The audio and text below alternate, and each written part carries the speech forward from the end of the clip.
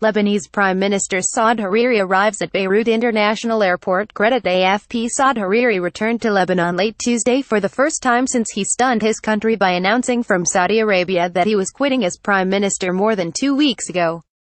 His resignation, made in an uncomfortable televised statement from Riyadh, set off an international political crisis involving Paris and Washington, who are left without one of their chief partners in a region swirling in conflict.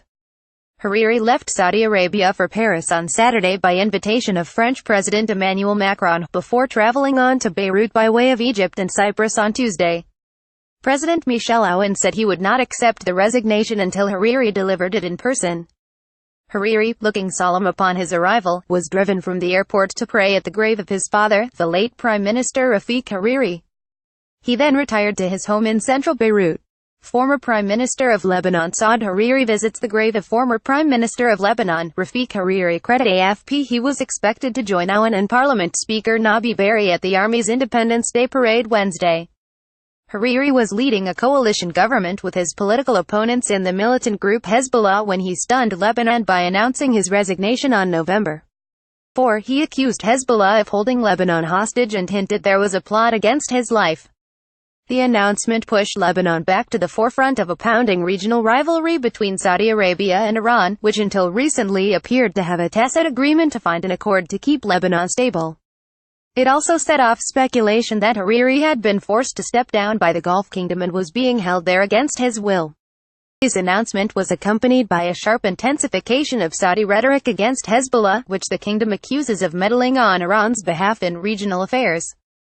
Hezbollah has been fighting on the side of Syrian President Bashar Assad in that country's brutal civil war, where many of Assad's enemies are rebels backed by Saudi Arabia.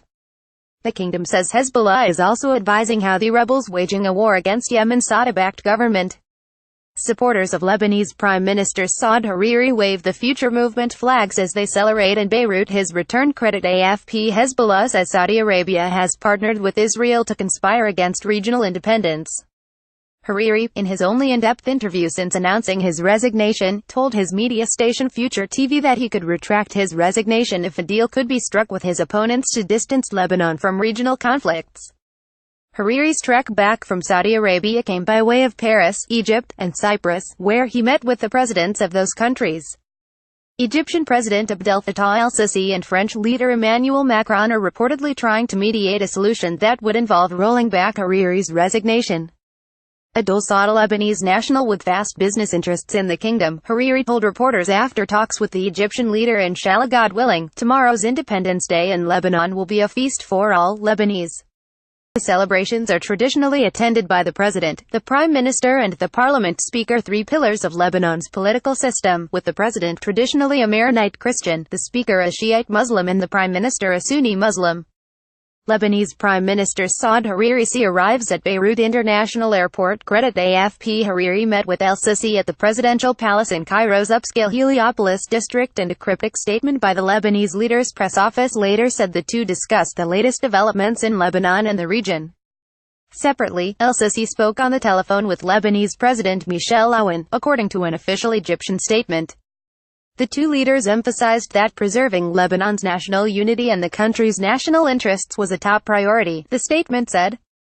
Hariri arrived in France on Saturday at the invitation of Macron, who has been trying to calm tensions and avert another proxy conflict in the region, between Saudi-backed and Iranian-backed camps in Lebanon. After meeting with Macron, Hariri said he would return home in time for Wednesday's celebrations in Lebanon, where he said he would declare my political stance. As you know, I have resigned and we will talk about this matter in Lebanon, Hariri said. Lebanon's President, Aoun, has refused to accept Hariri's resignation, accusing the Saudis of holding him against his will. Hariri denied this. Media reports and analysts say el-Sisi and Macron have been trying to persuade Hariri to negotiate with other Lebanese leaders on a way out of the crisis, thus preventing the country's delicate political balance from unraveling and plunging it into a prolonged crisis that would fuel tension in the region. News of the joint Egypt-French effort was reported by Al Akhbar, an authoritative Beirut newspaper that takes an anti-Saudi stand. It said in its Tuesday edition that French and Egyptian officials discussed Lebanon's future in the Cypriot capital, Nicosia, on the sidelines of el-Sisi's visit to the island nation. El-Sisi returned home from Cyprus on Tuesday afternoon. El-Sisi, a general who has been Egypt's president since 2014, has forged close ties with the Saudis, who are his country's main Arab financial backer. He has, however, managed to pursue regional policies different from those of Riyadh, particularly in Syria and Yemen, without damaging relations with the Saudis. Responding to Riyadh's escalation against Iran and Hezbollah, El-Sisi earlier this month said the region already was so fraught with tension and instability that it did not need a new crisis. But he also renewed his pledge to come to the rescue of Gulf Arab allies and benefactors if their security was directly threatened.